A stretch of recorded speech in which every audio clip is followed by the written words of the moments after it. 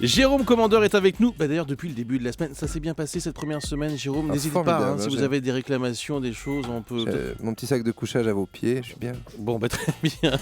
Alors ce matin, une polémique sourde qui enfle inexorablement comme un serpent de mer. On n'en fait pas trop là, non ça va, c'est bien. Non, ça va.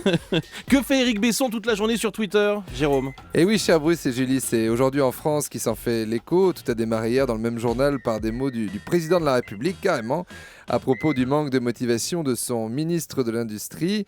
Mais auparavant, alors explication brève sur ce qu'est Twitter. Vous savez, c'est ce fameux site où l'on publie ses pensées, avis, humeurs, le nombre de fois que l'on souhaite durant la journée, à la condition expresse que son avis n'excède pas 140 signes, l'équivalent d'une phrase de quelques mots.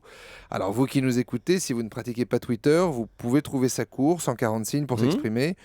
Moi qui y vais souvent dans la journée, je peux vous dire que pour certains, 140 signes, c'est très long. Très très long. Ouais. Petite particularité twitterienne, lorsque l'on veut faire une recherche, on inscrit son mot-clé précédé du symbole hashtag, le dièse de chez Twitter. Si vous comprenez rien, moi non plus. Alors, aujourd'hui, tout le monde émet son petit tweet. Il y a 250 millions de tweets par jour dans le monde, dont 100 millions émis par notre collègue Nico Saliagas, qui tweet même quand il dort. Alors, les ministres, les premiers tweetent, et c'est bien là le problème. Nicolas Sarkozy s'est ému du nombre intempestif de tweets d'Éric Besson, son ministre de l'Industrie, le président qui le trouverait, je cite, totalement démotivé. Alors, il l'a dit en petit comité, il a dit cette année, il est arrivé à l'âge ado, mon Éric Besson. Il a pris 10 cm en un mois. Il est dans sa chambre, il sort plus, il se lave plus les cheveux. Il tag des fuck la police sur son papier peint. Il se met des badges anarchie sur le sac et il tweet. Quand je l'ai adopté en 2007, il avait l'air tellement gentil.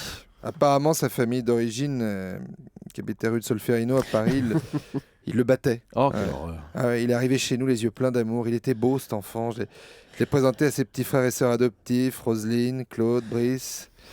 Et maintenant Twitter, il est envoûté, c'est pas possible. On va aller chez un marabout à la Courneuve dans le nord de Paris. Ils vont le gifler avec des pattes de poulet, ça va faire partir le mal. Apparemment ça marche.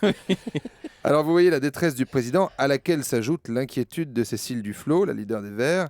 À quand un audit sur la sûreté nucléaire plutôt que de faire le kéké sur Twitter, a-t-elle demandé carrément à Éric Besson.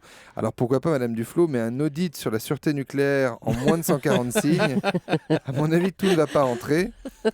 Attention, j'ai un tweet de la direction d'Europe 1. Jérôme, on a eu le conseiller d'Éric Besson en ligne. C'était ta dernière. Passe voir Micheline à la compta. Merci Jérôme, mais non, c'était peut-être votre avant-dernière. Parce qu'on vous retrouve tout à l'heure à 9h05 sur Europe 1. Dans un instant, la météo et le journal de 8h.